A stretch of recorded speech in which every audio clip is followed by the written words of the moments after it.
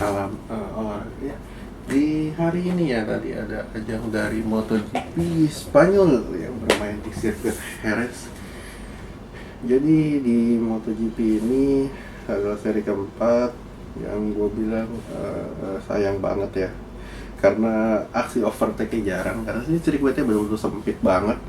Jadi untuk motor 1000 cc yang agak besar kan, ini agak kesulitan. Jadi udah ya hampir sekitar 10 tahun lah, jadi sirkuit ini udah nggak begitu menarik karena jarak lewatnya terlalu sempit ya. Untuk di posisi pertama ada Alex Marquez. Gue bilang dia akhirnya setidaknya ya berhasil mendapatkan kemenangan pertama dia tahun ini mendahului kakaknya. Jadi Mark justru tahun ini belum pernah menang, Alex pernah menang di Jerez. Dan ya gue lihat Alex ini stabil banget tadi, dari lap pertama ya sampai lap 20 base aja yang punya irama konstan yang nggak bisa ngejar juga. Jadi kelihatan memang Alex ini lebih masternya di Jerez.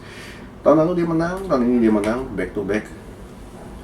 Nah, untuk base posisi kedua gue bilang ini menjadi tambahan poin yang penting karena saingan terdekatnya Jorge Martin nggak dapat podium. Dija posisi ketiga.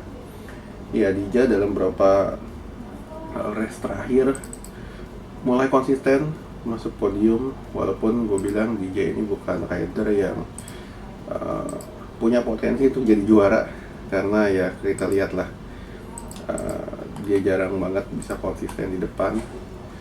Lalu di nomor 4 ada Jorge Martin. Ya Martin unlucky di RS kelihatan. Ayogura nomor 5 ya. Ayogura ini gue bilang salah satu racing star dari Asia juga. Tahun lalu dia nggak banyak bisa berbicara karena cedera kan. Tahun ini kelihatan dia konsisten juga, finish di top 5. Ogura. Raul Fernandez ke-6, Johan Zarco ke-7 dengan tadi sempat dapat posisi kedua untuk start, tapi kelihatan mesin Honda masih belum bisa untuk stabil panjang race. Enea ke-8, Fermin ke-9.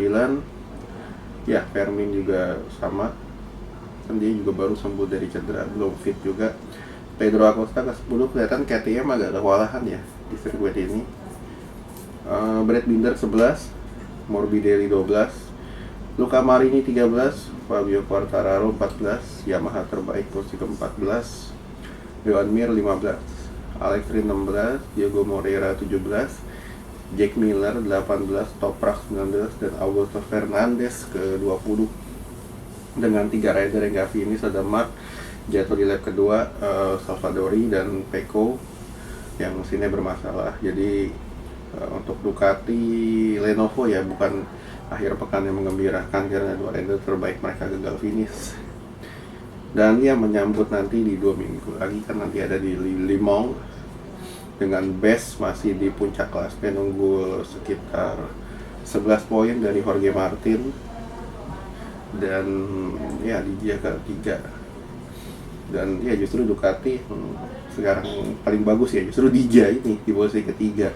Sedang karena ya dia lumayan konsisten tapi belum bisa untuk fight di depan, dia nggak bisa. Jadi setidaknya dia masuk podium ya, ketiga, keempat atau ya kelima atau 5 dia konsisten finish yang buat dia ini bisa ada di posisi ketiga di musim ini. Dan ya kalau kita bicara peluang Mark untuk jadi juara dunia, gue bilang tahun ini mulai menipis karena kelihatan dia baru 4 race 2 kali gagal dapat poin. Jadi yang kalau gue bilang ini berat lah untuk dia untuk bisa juara ya, karena base juga tahun ini juga konsisten banget kan, podium terus. Oke,